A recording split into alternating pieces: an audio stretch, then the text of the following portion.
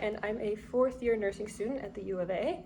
And today I'm going to be showing you how to don and doff PPE, specifically for contact and droplet precautions. I'm going to have a little bit of an unconventional patient today. Her name is Pouch, and she does happen to be a hamster. I'll show you a little clip of her. I'll insert it in the video, but she's going to be in this cage right here.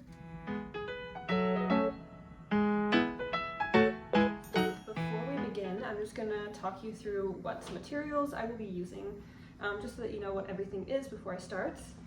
So firstly, for my gown, I will be using this shirt. Unfortunately, I do not have a proper gown with me at the moment, but this does have a similar sleeve, and then I'll just button it at the top around like that, and that should hopefully kind of simulate the gown. And then I've got this, which I'll tie around my waist over top of the gown, which will be the bottom tie, and therefore I'll still have both ties going. It'll just look a little bit different. And then secondly, my gloves, got these right here. They'll just be regular gloves. I've got some regular masks right here in my box. And then I will also have this for my eye protection right there. So I'll just pop those on later. And then I will be using alcohol-based hand rub right here. So once again, these are all my materials laid straight out right here. And then I've got my platter right here that I'll be bringing, and my hand rub right here. So first of all, you may have noticed, but my patient is on contact and droplet precautions. It says right here. You can scroll down a little bit to see the rest of that poster, as normally it would have the full poster on the door. Yeah, anyways, so contact and droplet precautions, which means I will have to wear a gown and a face mask, eye protection, and some gloves. In this case, I'm not doing a procedure that is aerosol generating, therefore I do not need to wear an N95, so I'll be wearing those regular masks that I've got right here. So I'll just start off right now. I'm going to use the alcohol-based hand rub, and I'm just going to make sure I get all parts of my hand, even the wrists too, and just really get it around everywhere, and then just making sure that it's dry before I do anything after that, because it does need to dry to actually fully work. Yeah, so first of all, I've cleaned my hands, so I can move on to the next part, which I will be donning my gown. So this is a clean gown right here, so I'm just going to don that. I'll put one arm in, put the other one in, go. And then I'll be, I suppose, tying the back right up here, and then I will tie around the waist as well. Just like that. And voila, gown is on. So I will move on to putting my mask now. So I'm just gonna open up that box, and then just gonna grab around here like that, put it on my face, and bend it around the nose so that it's covering everything. Hopefully you can still hear me. Now I'm going to continue and put on my eye protection. So I've got my eye protection right here. I'm gonna don that right now. Voila, don my eye protection. And now I can put my gloves on. So I'm just gonna do that right now. Usually these sleeves are a little bit longer, so it might be a little bit hard to get them over the cuffs, but I will be putting them over the cuffs. And when you are in the hospital, obviously you'll also want to put those gloves over the cuffs. Right, there we go, over the cuff. And then I'm just going to do that other side now. And donning.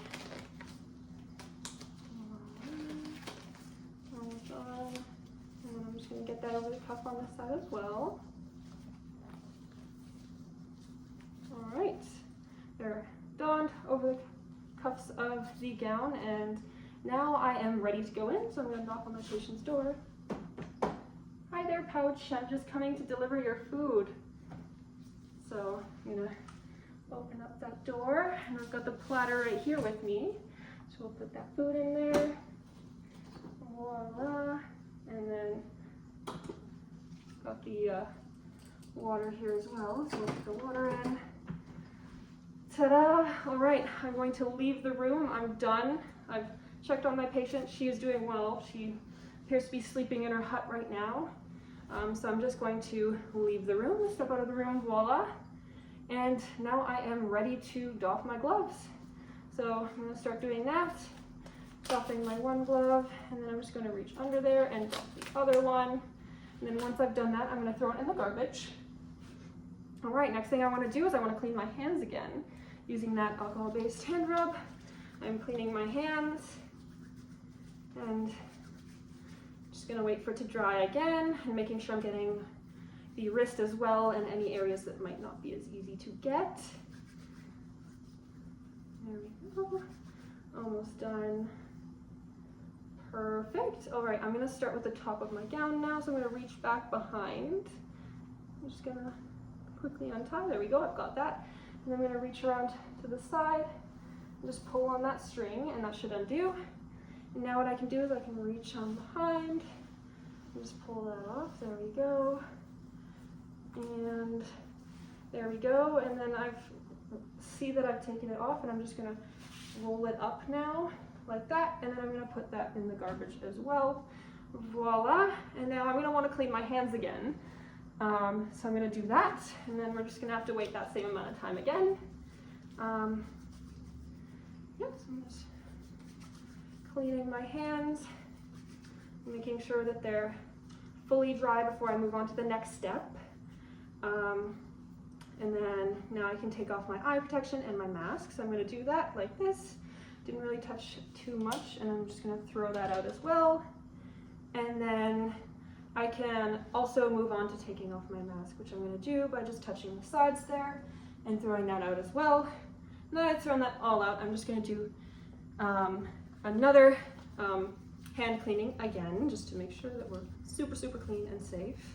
So I'm doing that. And then in other cases where maybe I was in contact or doing something that would maybe require washing hands with soap and water, that's when I would do it. But in this case, I feel like alcohol-based hand rub was sufficient, which is what I did.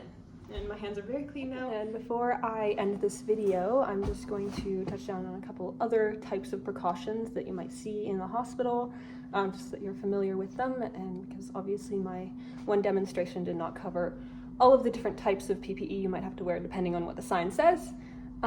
So you might see a contact precaution sign, and that just means you need to wear a gown and gloves. Same procedure, but with just those two items.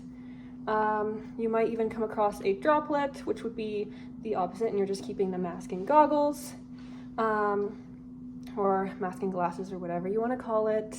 You may also come across the airborne and contact precautions. So that one would be even more protection than the one I just did, where you'd be wearing a gown and gloves, but also an N95 mask, which was going to protect you from that airborne aspect of that. And then if it says aerosol generating requiring an N95 on any of the signs, then you'll have to wear a properly fitted N95 if you have that mask fit done. And then if any of these signs say sporicidal clean for any reason, and contact precautions, then that just means that at the end they also recommend you wash your hands with soap and water. Well, obviously there's a bit more to it, but that's the general basics. Thank you so much for watching my video, and I will see you later. Our patient, Miss Pouch, would like to say goodbye as well. She's just in her tunnel right now, so I'll try to show you a little clip of that. There she is.